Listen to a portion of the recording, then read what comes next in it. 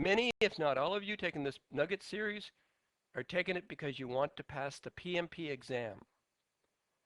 This particular nugget is going to discuss how to prepare for the PMP exam. I'm sure you know this, but what is PMP? PMP is Project Management Professional.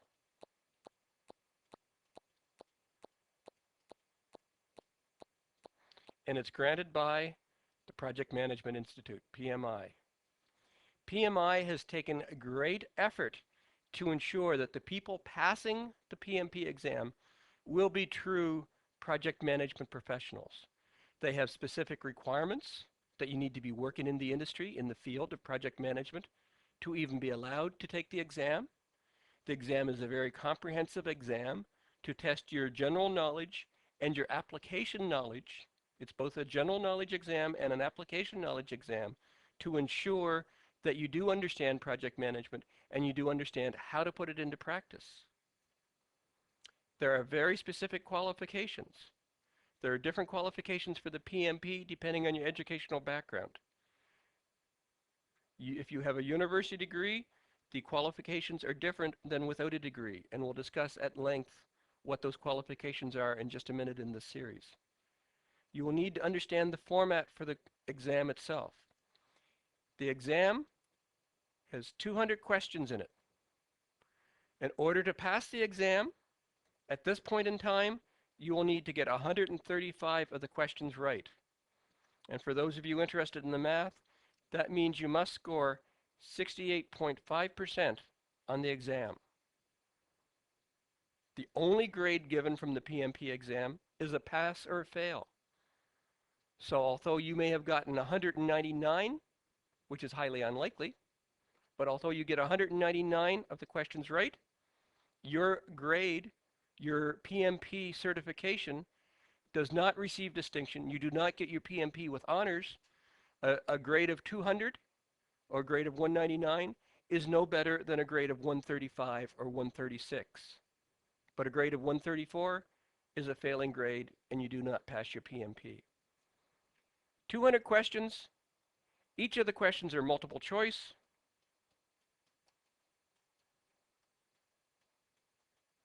And it's a choice of 4 possible answers. You will need to go through and select the most appropriate answer. And the key is the most appropriate answer, not the correct answer, because there in fact may be more than one correct answer on the exam. Pick the most appropriate answer to the question, and again, the goal is to get 135 of them right. In order to do that, you need to know your material. It's intended to test knowledge, and it's intended to address application.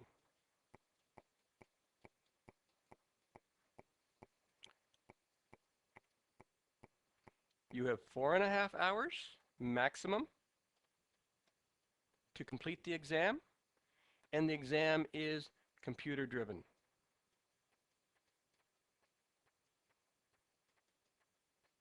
So those are the conditions you must be aware of. 200 questions, you must get 135 right, 68.5%. You need to select the most appropriate, as there may be more than one correct answer of the 4 possible choices. You have 4.5 hours in which to do it, and it will be a computer-driven exam. It will be administered on a computer system. Different companies administer the exam in different countries. You will need to go to PMI website to find out who will be delivering the exam in your location. But it is a computer-driven exam, 4.5 hours, and you need to be prepared. Before you will be granted permission to take the exam, you must apply and be accepted. You must meet the qualifications. The qualifications vary. If you have an undergraduate degree as a minimum, or if you don't have an undergraduate degree. If you have an undergraduate degree, you must have a minimum of 4,500 hours experience in the project management field. And that experience must have taken place within the last 6 years. Without a degree, the number is higher. Without a degree, you must have a minimum of 7,500 hours experience in the project management field, and that experience must have taken place within the last 8 years. What is experience? Does that mean you had to be a formal project manager, actively, directly managing a project for the 4,500 or the 7,500 hours? No, but it must be you have been involved in a project in some capacity where you have been involved in the project management area.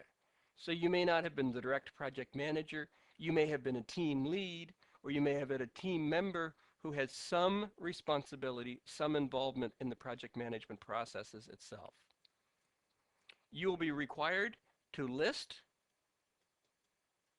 the dates and the times, i.e. the hours, of the experiences,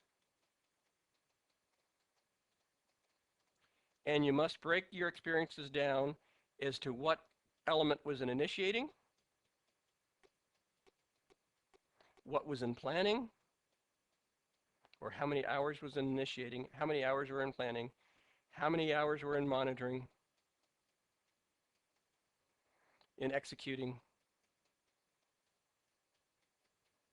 and in closing. And these experience hours must be verifiable. The PMI certification board, the people who process your application, will check some applications and make phone calls to validate that the dates and times listed are appropriate, that in fact you do have the appropriate number of hours, whether you have a degree or not on a degree. So, fairly comprehensive, fairly extensive expectations on you having met the qualifications, fairly extensive expectations on ensuring that you have involvement in the project management field, that you in fact do have subject matter expertise, that you understand the application of project management before you will meet the qualifications to take the exam. The last component for qualification is you must have attended some formal project management education. In both instances, with or without the degree, you must have 35 hours of project management training. Trainings such as this Nugget series are applicable to this requirement. Any training that is PM related meets this requirement. If you don't meet these qualifications, you do not need to apply for the PMP exam because you will not be granted eligibility to take the exam. One last component of meeting the qualifications, you must agree to the PMI Code of Conduct.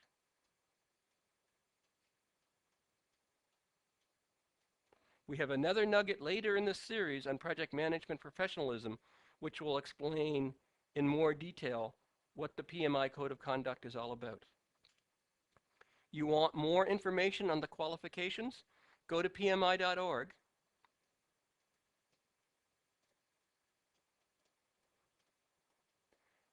Click on the PMP, and there's a downloadable PDF file that will give you full details of what the expectations are, what the qualifications are for getting approval to write the PMP.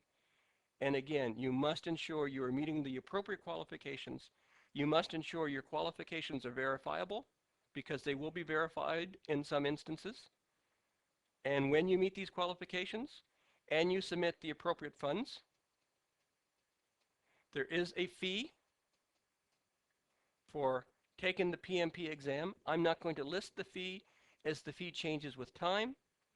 Again, you can get the current fee structure from www.pmi.org. So you meet the qualifications, you agree to the code of conduct, and you provide the appropriate fee, and you will be granted permission to take the exam. In order to do well on the day of the exam, you need to understand the format. As we mentioned in the introduction, there are 200 multiple choice questions. There are 4 possible answers per. These tests have been professionally developed. These tests are computer generated, so avoid any of the tricks that you have heard of when you answer multiple choice questions. Always look for the longest answer. Always look for the answer that comes first. Most of the right answers are in the second position. The last answer, none of that is going to apply. These questions are professionally developed. There's been a conscious effort to try to keep the questions and answers of similar size. There's absolute attention to try to make the questions as straightforward as possible. There are occasional instances of where option D will be none of the above or all of the above, but in most instances you will have 4 separate possible answers to the multiple choice. Recognizing that the questions are designed to test your knowledge, general book-learned knowledge. Some of the questions are designed to test your application. When you are in an actual project management position, how would you deal with this situation? They're situational specific. And some of the questions are going to require you to do analysis.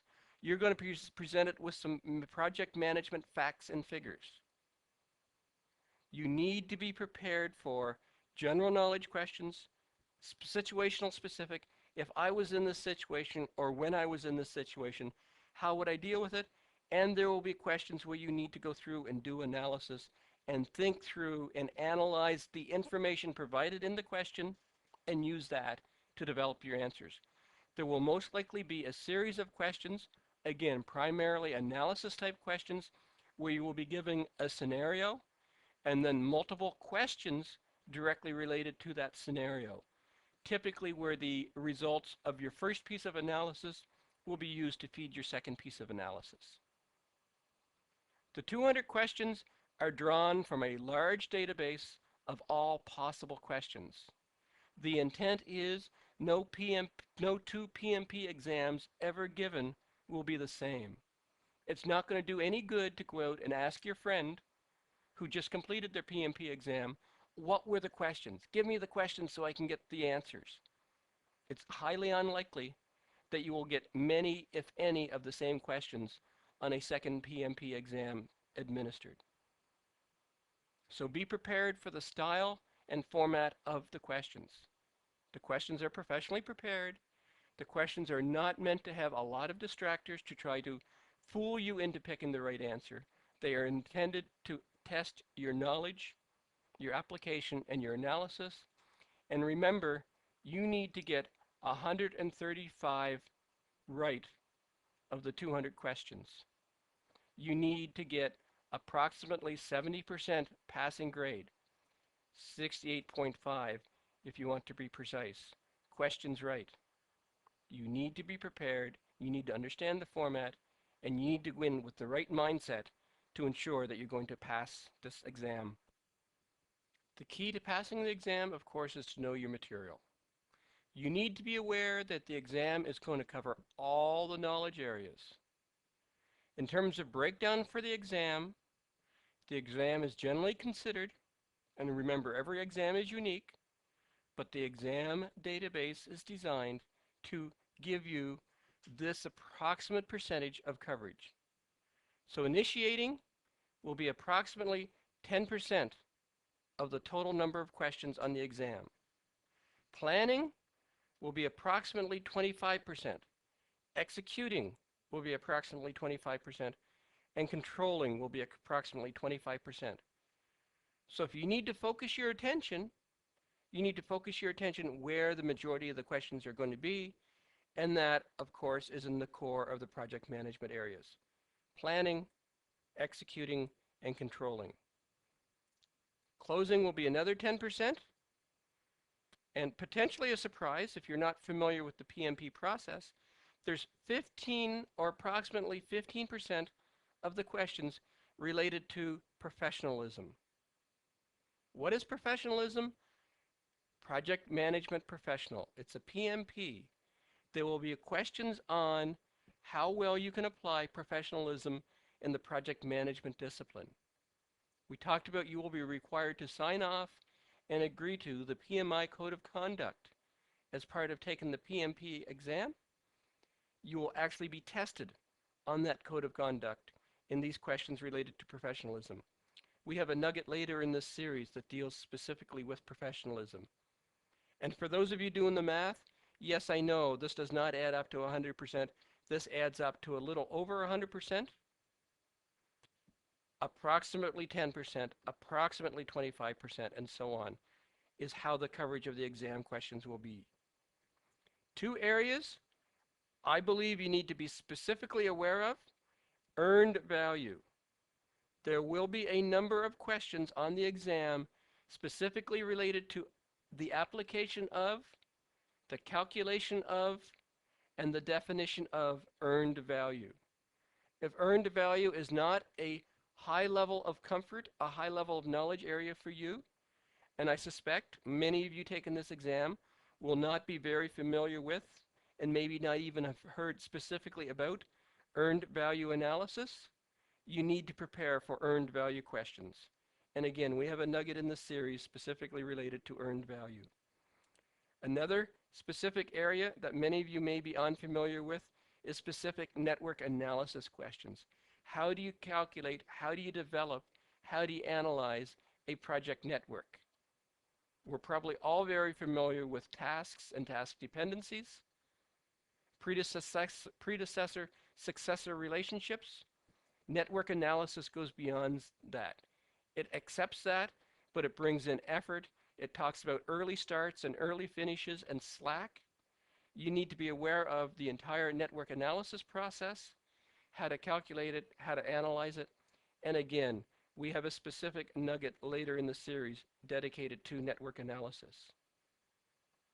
To pass the exam, you need to know your material. It is going to test your knowledge of the material, your book learnedness. It's going to test your application, how do you apply?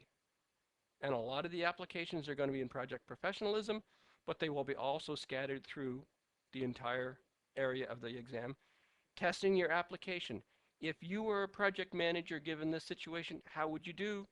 And finally, it's going to test your ability to analyze, analysis on the information provided.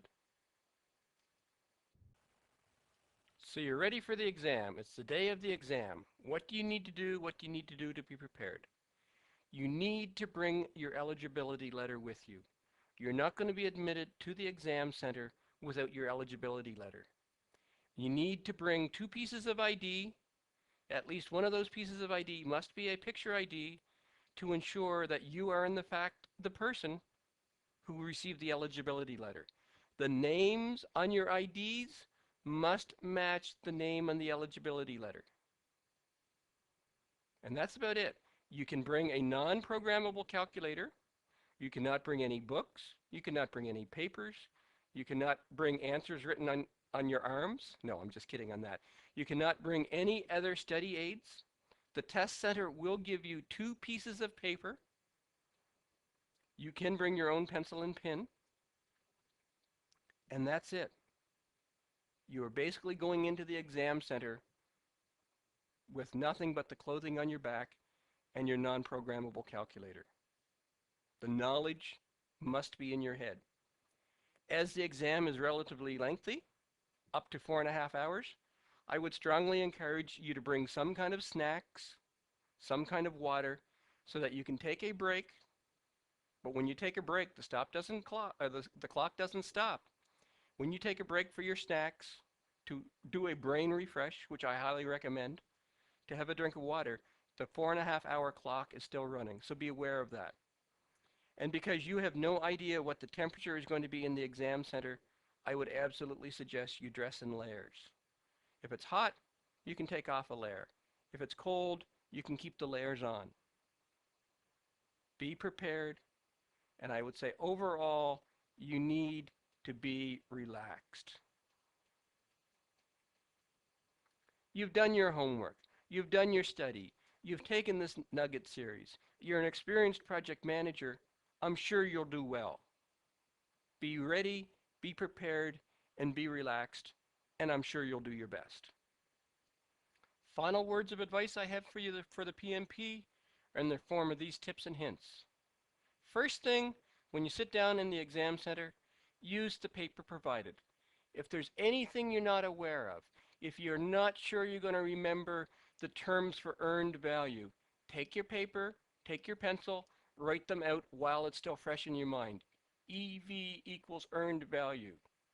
AC equals BC equals, write out the terms, the pieces of information that you think you're likely to forget, get them on paper while your brain is fresh, then you can go back and review them. As discussed throughout this nugget, memorization is not enough. If all you've done is memorize the PMBOK, you're probably not going to get a passing grade on the PMP. You need to understand the application. You need to be prepared to do the analysis. First thing, you need to build up your confidence. The exam allows you to skip questions. The exam allows you to mark questions to come back for later review. So if the first question or the fifth question is a hard question and you don't have an obvious answer, mark it for later review, skip it, and come back to it. Do a first pass through the exam, answer all of the easy questions first, build your confidence.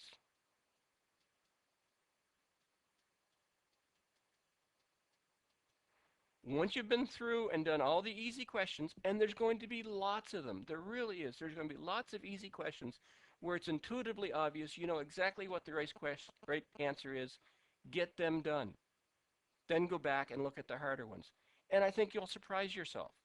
You're going to have probably pretty close to a passing grade on your first pass as you answer the easy questions. Now you've got your confidence. Now it's time to go back and start to answer the harder ones. As you're answering the questions, you need to put it into context. What would I do if I was in this position? And as you're putting it into context, you need to think PMI, PMBOK. The PMBOK guide would do it this way. That's what the right answer is going to be. I've heard people refer to it as PMI-isms. You need to think PMI. You need to put the questions into context. You need to put it into an applicational, situational, specific concept. Absolutely key. Look for the best answer. There's more than one correct answer. If there's one aspect of trickiness to catch you up in the PMP exam, it's the fact that some questions, not all, but some questions are going to have more than one correct answer. But there's going to be one answer that's absolutely better than the other. And that's, again, often where the PMI-isms come into play. Sometimes it's hard to find the best answer, so first eliminate all the wrong answers. Well, it's definitely not that, and it's definitely not that. So if you can eliminate 2 out of the 4 possible answers, it's a lot easier to look for the best answer when you've eliminated the number of options you have to deal with. You have to be prepared for calculations. You will be required to do some math. You don't need a PhD in mathematics, but you need to be prepared to do some calculations. You're going to be doing some calculations around earned value. You're going to be doing some calculations around network analysis with late starts and early finishes and so on. That's why you brought your non-programmable calculator with you. For those of you international people taking this Nugget series, you need to be aware that most questions are US based. So if there's questions related to financial analysis, if there's questions specifically related to ethics, those questions are going to be based on how it would be interpreted, how would it be applied in the US. So that's something international people taking the exam need to be very aware of. Often, the correct answers are based on the general premises as proposed by PMI, proactive management. Do the right things right the first time. So as you're looking for the best answer, as you're looking for the PMI-isms, how this would be done by the PMBOK, often the correct, or maybe I should make that best answer, is based on the proactive approach. But the most important tip and hint I can give you is relax. You know your stuff. You've prepared. You've taken this Nugget series. You've reviewed and digested the PMBOK. You're an experienced project manager. If you have thousands of hours of experience in project delivery, you're going to do fine. This nugget has been focused on the PMP exam and how to prepare for it. We've gone through the qualifications. You now know the specific qualifications based on whether you have a degree or don't have a degree.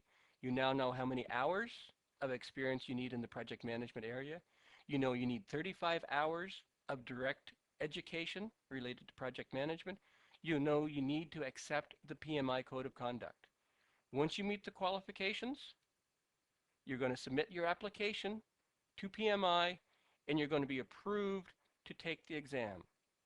When it's time to take the exam, you need to understand the format. 200 questions, you need to get 68.5% to get a passing grade. Anything higher than 68.5 is passing. There are no honors, there are no distinctions. 69% grade is as good as 95% grade. No one is ever going to know your final grade. It's not a competition. It's truly a pass and fail. 200 questions, all multiple choice. All multiple choice have 4 possible answers. The key to passing the exam is to know your material. You need to have knowledge. You need to have application. And you need to have analysis. And with that in hand, by the time you complete this nugget series, you're going to be well prepared to pass the exam and to become a member of the growing number of PMPs internationally. Welcome, project management professional. This concludes our nugget on the PMP exam and how to prepare for it. I hope this video has been informative for you, and thank you very much for viewing.